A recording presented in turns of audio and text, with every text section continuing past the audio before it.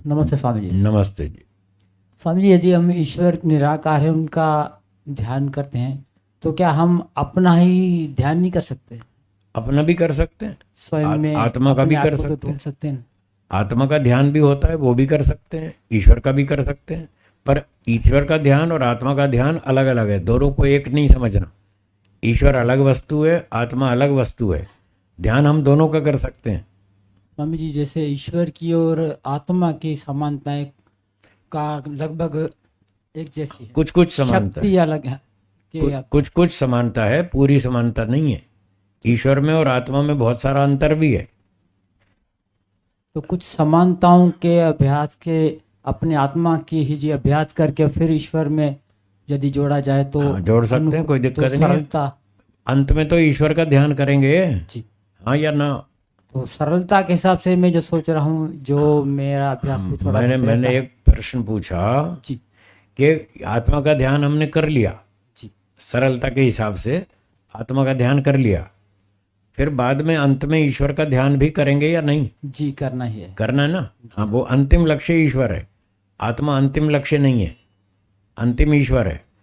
और रास्ता भी यही है, पहले सरल चीज़ का ध्यान करेंगे फिर कठिन चीज़ का। तो आत्मा का ध्यान करना सरल है, आत्मा को समझना सरल है, जी। ईश्वर को समझना उससे ज़्यादा कठिन है। अधिक कठिन है। जी। पर जो हमारा अंतिम लक्ष्य है मोक्ष, वो तो ईश्वर का ध्यान समाधि करने से ही होगा। इसलिए अंत में ईश्वर का ध्यान समाधि तो करना ही पड़ेगा। और जो लोग ये मानते हैं दोनों में बहुत सी समानता है तो दोनों को एक ही मान लेते हैं, ये गलत है। ऐसा भी ये गलत है। अद्वैतवादी ऐसा हाँ, कहते हैं। अद्वैतवादी ऐसा कहते हैं, वो गलत है।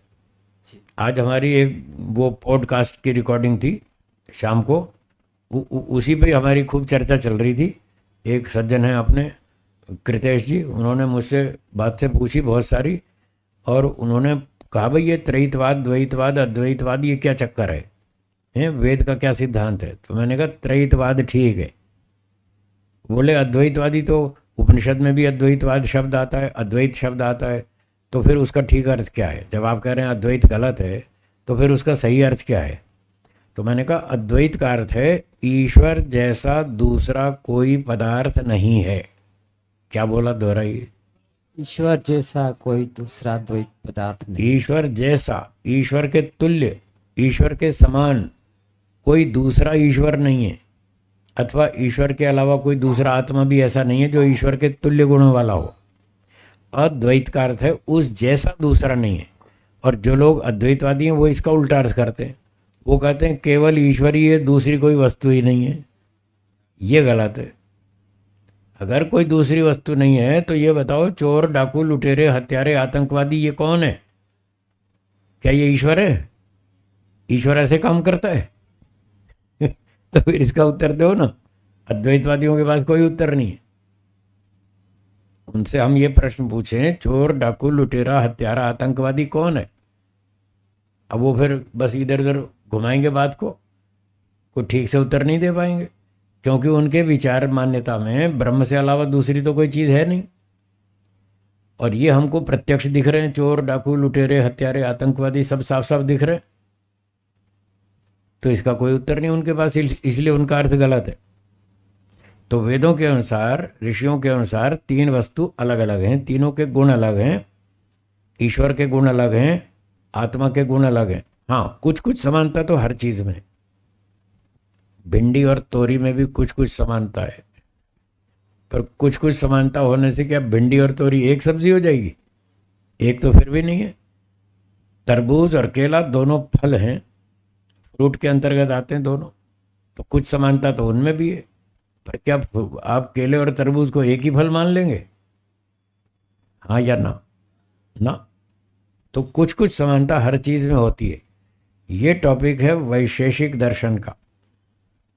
कौन से दर्शन का?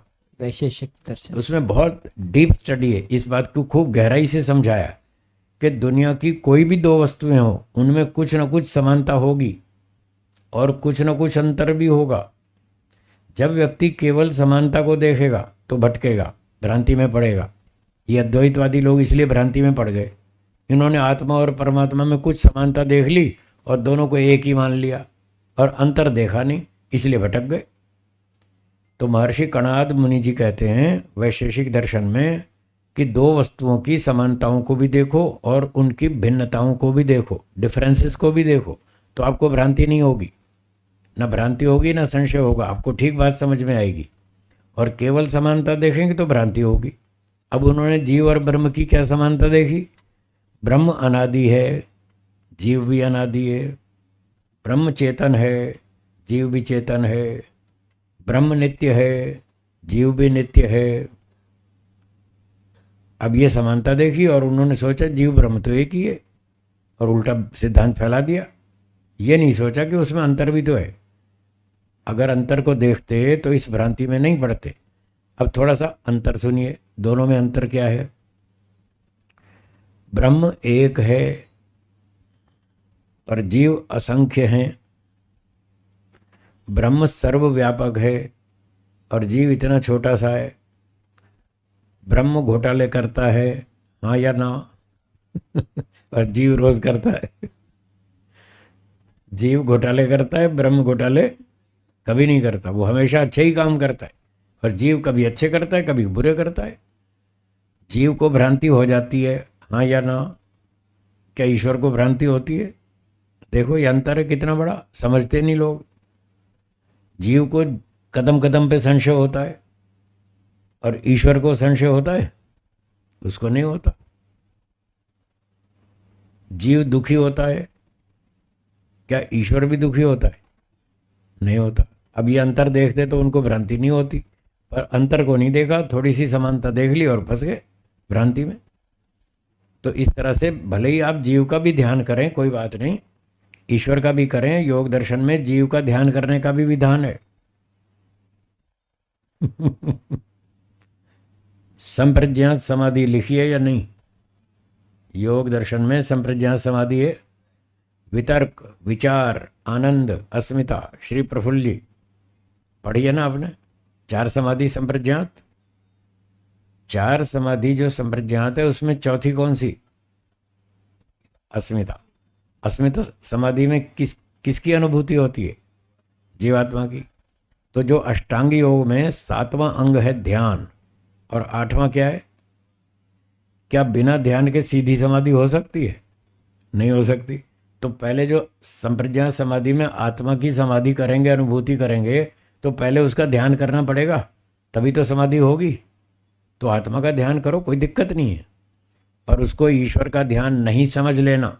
अगर समझ लिया तो गड़बड़ है, तो आप भ्रांति में।